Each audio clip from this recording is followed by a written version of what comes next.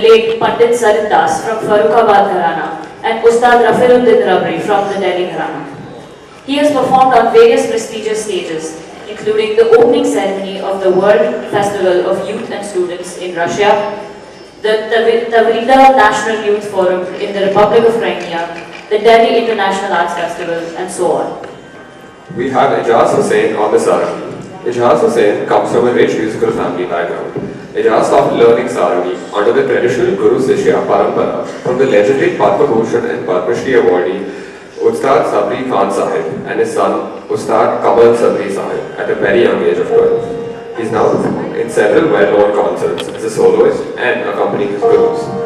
He has won prestigious Ministry of Cultural Scholarship Award, the Best Instrumentalist Award by Chinmaya Center of Music and the Surmani. He's also won the Sangeet Natak Academy Scholarship Award.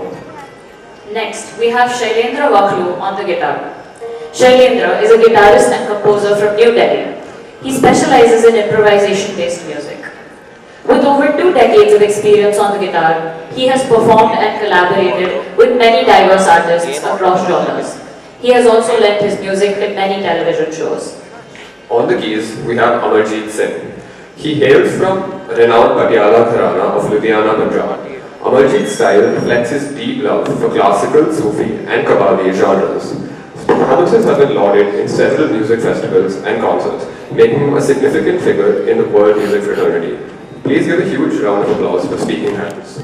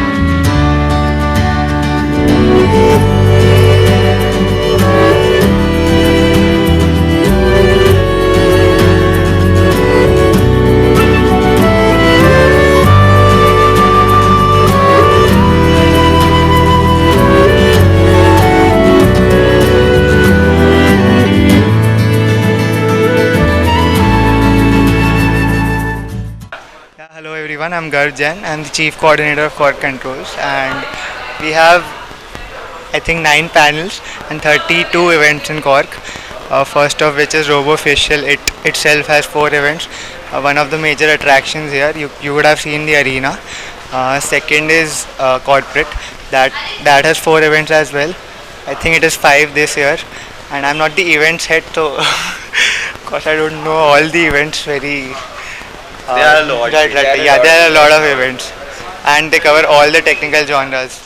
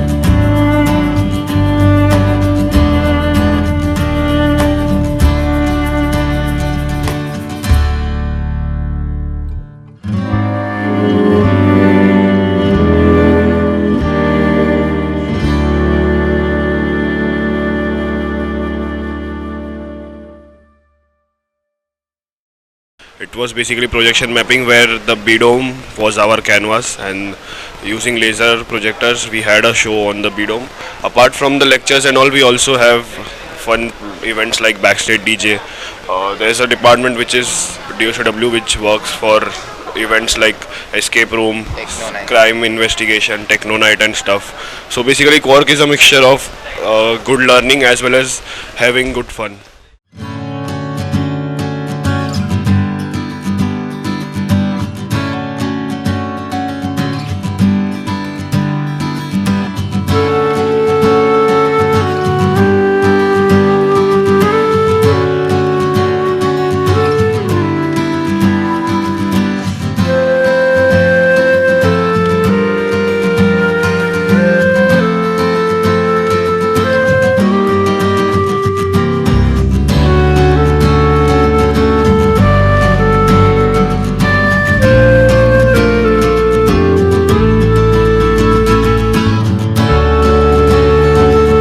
Participants from a lot of colleges. We have also have a drone racing league that is happening this year.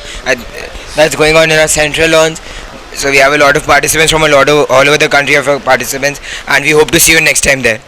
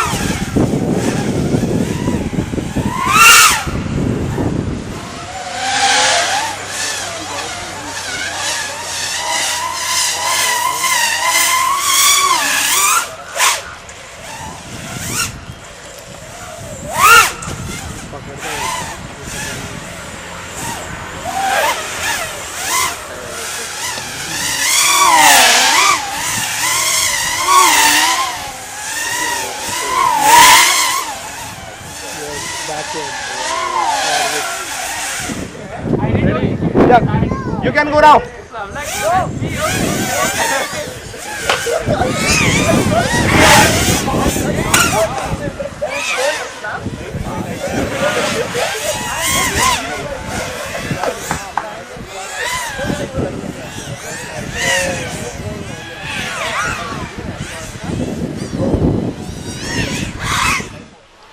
Apart from the events, we have stuff like backstage DJ. We have nights. We had Chan coming up yesterday. We have Ritwis coming in today.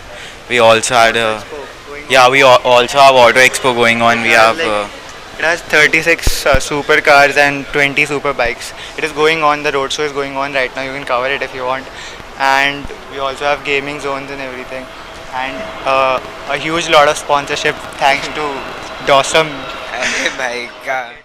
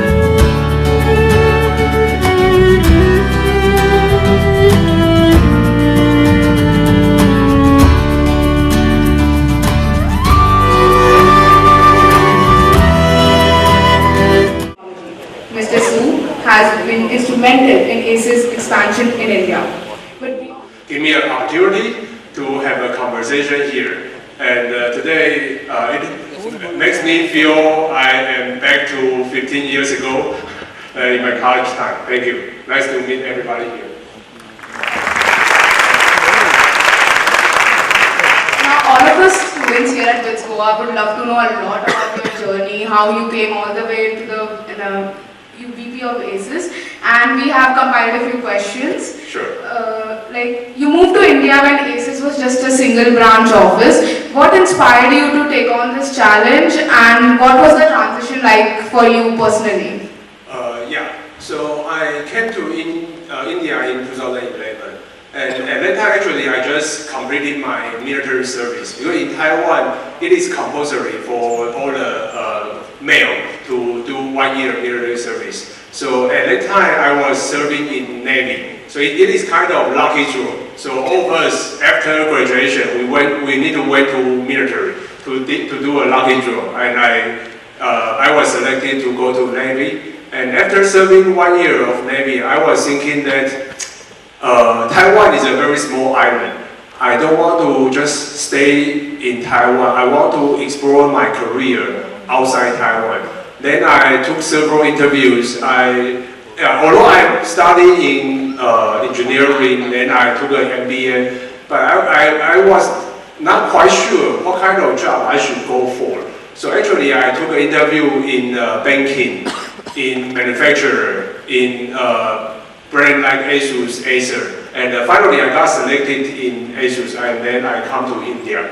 So the main reason to make me come here is I feel that if I get a chance to move to a big country like India, and I can do lots of things in the country, and also like in India, it is a booming country. So the main motive me is that to come out of Taiwan and move to a big country, try to do something.